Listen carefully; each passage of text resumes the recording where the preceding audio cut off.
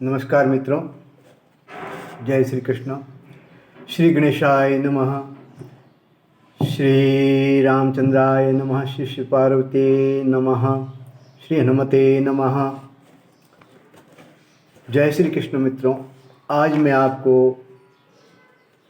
कलश कौन सा होना चाहिए, तांबे का, चांदी का या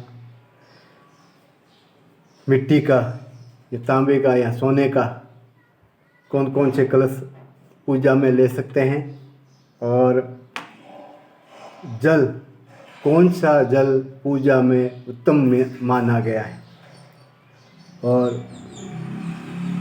दुग्ध क्या है, मधुत्रय में क्या क्या होता है, मधुपर्क में क्या क्या होता है, कालत्रय क्या है, काल चतुष्टय क्या है, वेद और 4 वेद कौन से हैं, उनके उपवेद कौन से हैं, चतुष्षम में क्या क्या आता है, चातुर्वर्ण्य में क्या आता है, पंचदेवों में पंचदेव कौन कौन से हैं, पंचोपचार भगवान का पूजन और पंचोपचार, षोडशोपचार और 10 उपचार और राजोपचार, इस प्रकार से भगवान का पूजन होता है। उनमें पंचोपचार में पूजन में क्या क्या आता है, पंच नदी कौन कौन सी हैं, पंच पल्लव कौन कौन से, जो अपन कलश पर पल्लव स्थापित करते हैं, वो 5 पल्लव भी, पल्लव मतलब पत्ते, वृक्ष के पत्ते, वो भी अलग अलग होते हैं। पंच पल्लव में पत्ते अलग अलग होते हैं। उनमें कौन कौन से पत्ता, एक एक पेड़ का एक एक पत्ता लिया जाता है, वो पेड़ कौन कौन से हैं, पंच पुष्प 5 पुष्प कौन से हैं, पंचगंध कौन सी है, पंचगव्य में 5 वस्तुएं कौन कौन सी होती हैं, इसके बारे में और भी हैं। पंचामृत, पंचरत्न, पंचांग, षटकर्म, षडंग, वेद षडंग, सप्तऋषि, सप्तगोत्र, इस प्रकार से आज कुछ इनमें से कुछ के बारे में जानकारी प्राप्त करेंगे।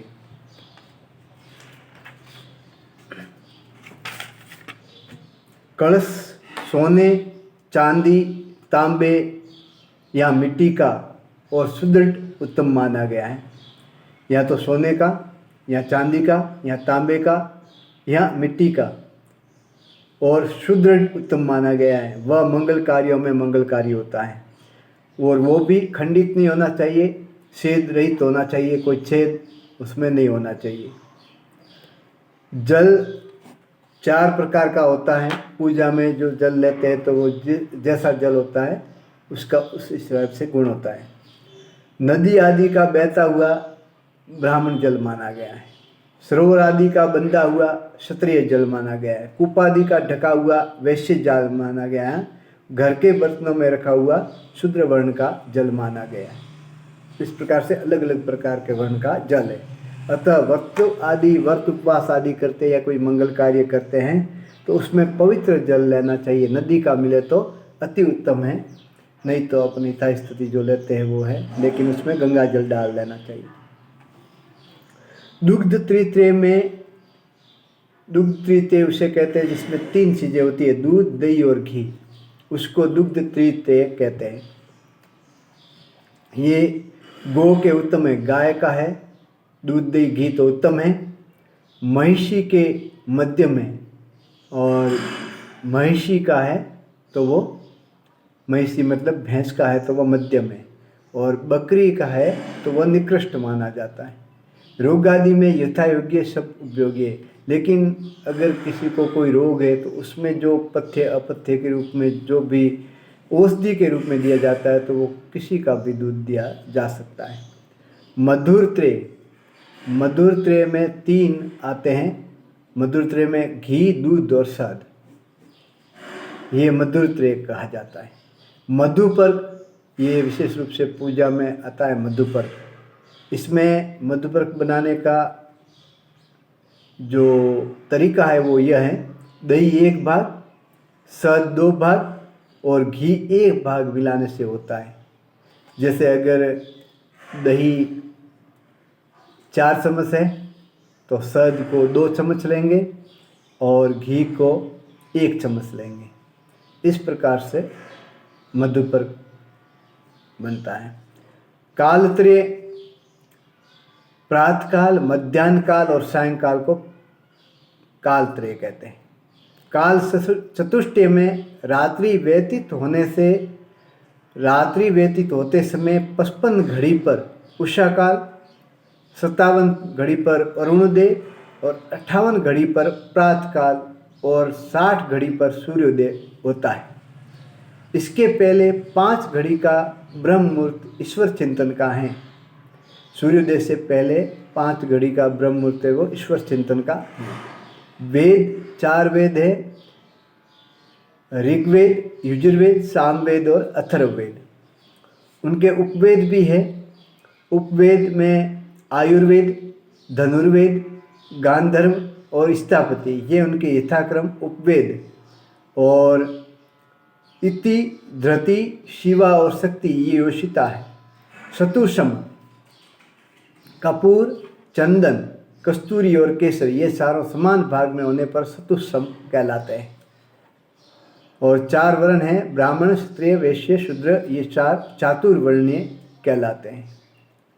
पंचदेव सूर्य, गणेश, शक्ति, शिव और विष्णु आराध्य हैं। ये पंचदेव हैं, इनका पूजन सभी को हमेशा करना चाहिए। सूर्य, गणेश, शक्ति, शिव और विष्णु, ये 5 आराध्य देव हैं। इनका हमेशा कोई भी पूजन कार्य करते हैं तो उनमें सबसे पहले इनका पूजन करना चाहिए, जिससे हमें फल की प्राप्ति होती है, नहीं तो नहीं होती है। इनकी गणना विष्णु, शिव, गणेश, सूर्य और शक्ति इस क्रम से भी की जा सकती हैं। इनकी प्रदक्षिणा में 1 गणेश जी के, 2 सूर्य के, 3 शक्ति के, 4 विष्णु के और आदि शिव के नियत हैं। पंचोपचार में गंध, पुष्प, धूप, दीप और नैवेद्य, ये 5 उपचारों से पूजन होती है, उसको पंचोपचार पूजन कहा जाता है। पंच नदी, 5 नदियाँ कौन कौन सी है? उनमें भागीरथी यानी गंगा, दूसरी यमुना, तीसरी सरस्वती, चौथी गोदावरी और 5वीं नर्मदा, ये 5 मुख्य नदियाँ हैं। पंचपल्लव में एक पीपल का पत्ता आता है, एक गुलर का आता है, एक अशोक का आता है, अशोक मतलब आशुपालव, और एक आम का आता है और एक वट का आता है। ये 5 पंचपल्लव कहे जाते हैं। और पंचपुष्प में चमेली, आम, शमी यानी खिजड़ी, पद्म अर्थात कमल और करवीर अर्थात कनेर, ये पंचपुष्प कहे जाते हैं। पंचगंध में चूर्ण किया हुआ, घिसा हुआ, दांत से खींचा हुआ, रस से मथा हुआ और प्राणी के अंग से पैदा हुआ कस्तूरी, ये पंचगंध है। पंचगव्य में तांबे के वर्ण जैसी गौ का गोमूत्र, गायत्री से 8 भाग, लाल गौ का गोबर गंधद्वाराम से, यानी इसका ये लंबा हो जाएगा, इसलिए आज इतना ही। पंचगंध तक ही आगे अगले भाग में और बताएंगे। इनके अलग अलग पंचगव्य है, पंचामृत है, पंचरत्न है, उनके बारे में बताएंगे। तो मित्रों, ये था अलग अलग जो पूजा में काम लेने योग्य और जो हमें हिंदू संस्कृति में अपना ध्यान होना चाहिए कि क्या क्या वस्तु होती है उनके बारे में, और कौन कौन से पंचपुष्प होते हैं, पंचगंध कौन सी है, पंचोपचार क्या है, उसके बारे में आपको जानकारी दी गई। जो लोग पूजा करते हैं, करवाते हैं, या पूजा किस प्रकार से हो रही है, तो जो लोग ये ध्यान रखते हैं उनके लिए ये हैं, और जानकारी के लिए भी हैं, अपना नॉलेज बढ़ाने के लिए भी हैं। तो मित्रों, अगर आपको ये सब वीडियो अच्छा लग रहा हो तो आप इस चैनल को सब्सक्राइब करें और बेल आइकन को दबा दें, जिससे कि आपको समय समय पर जो भी वीडियो अपलोड होंगे उनका नोटिफिकेशन मिलता रहेगा। और वीडियो को लाइक भी करें और शेयर भी करें। नमस्कार मित्रों, जय श्री कृष्ण।